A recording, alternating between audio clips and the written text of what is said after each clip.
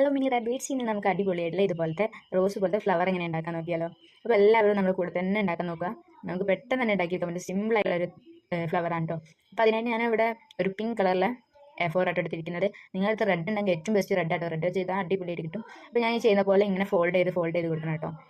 അതിന് മുന്നേ നമ്മുടെ ഈ ഫുൾ വീഡിയോ ഞാൻ മൊത്തത്തിൽ ഇതിൽ അപ്ലോഡ് ചെയ്യുന്നില്ല. അടുത്ത ഷോർട്ടായിട്ടാട്ടോ വരുന്നത്. കാരണം നമുക്ക് ലെങ്ത് കുറച്ച് കൂടുതലാണ്. അപ്പം ഷോർട്സിൽ അപ്ലോഡ് ചെയ്യാൻ കഴിയാത്തതുകൊണ്ടാണ്. അപ്പോൾ അടുത്തതിലാവട്ടോ ഇതിൻ്റെ ബാക്കിയായിട്ട് വരുന്നത്. അപ്പോൾ നമ്മൾ ഇതുപോലെ മടക്കിയതിന് ശേഷം നമുക്ക് കോമ്പസ് വെച്ചിട്ട് റൗണ്ട് ചെയ്തിട്ട് കേട്ടോ. റൗണ്ട് ചെയ്യാൻ കഴിയുന്നതല്ല കേട്ടോ. ഈ കോമ്പസ് മര്യാദയ്ക്ക് വർക്ക് ചെയ്യുന്നില്ല. അപ്പോൾ ഞാൻ കുറേ ട്രൈ ചെയ്ത് നോക്കിട്ടോ. കുറേ മൽപ്പിടുത്തം പിടിച്ചതിന് ശേഷം കേട്ടോ ഒരു വട്ടം വരച്ച് കിട്ടിയത്. കോമ്പസ് മര്യാദയ്ക്ക് അടങ്ങി നിൽക്കാത്തതിൻ്റെ ഒരു പ്രശ്നമാണ്. അപ്പോൾ നന്നായിട്ട് ഒന്ന് വട്ടം വരച്ചിട്ടെടുക്കാം. വീഡിയോയിൽ കാണുമ്പോൾ തന്നെ അറിയാം ഞാൻ എത്ര കഷ്ടപ്പെട്ടിട്ടാണോ ആ വട്ടം വരയ്ക്കുന്നത്.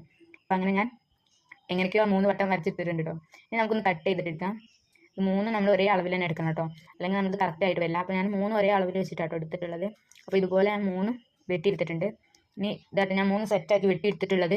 അപ്പോൾ നമുക്ക് ഇതൊക്കെ ഒന്ന് അടുക്കി വെച്ചിട്ട് ഒന്നും കൂടെ വെട്ടാനുണ്ട് കേട്ടോ. അപ്പോൾ നിങ്ങൾക്ക് ഓരോന്നായിട്ട് വെട്ടുക, അല്ലെങ്കിൽ ഞാൻ ഈ ചെയ്യുന്ന പോലെ മൊത്തത്തിൽ വെച്ചിട്ട് വെട്ടിയാലും മതി കേട്ടോ.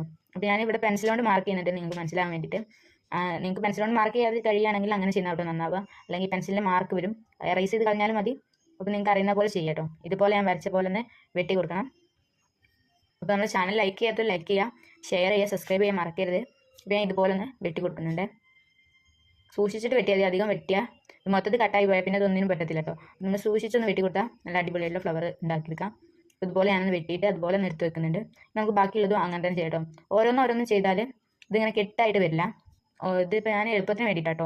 എളുപ്പപ്പണി പണ്ടേ എനിക്കൊരു വീക്ക്നെസ് ആണ്. അതൊക്കെ പിന്നെ എനിക്ക് പാരയായിട്ട് വരുള്ളൂ, അത് വേറെ കാര്യം. അപ്പോൾ നമ്മൾ ഇതുപോലെ തന്നെ ഇതൊന്ന് വെട്ടിയെടുക്കട്ടോ. ഞാനിത് രണ്ടാമത്തേലും മാർക്ക് ചെയ്യുന്നില്ല, കാരണം എനിക്ക് അറിയണോണ്ടാട്ടോ. അപ്പോൾ നിങ്ങൾക്ക് അറിയാത്ത കൂട്ടുകാരാണെങ്കിൽ നിങ്ങൾ എന്ത് ചെയ്യണം, വരച്ചിട്ട് ചെയ്യുന്ന അവിടെ നന്നാവുക.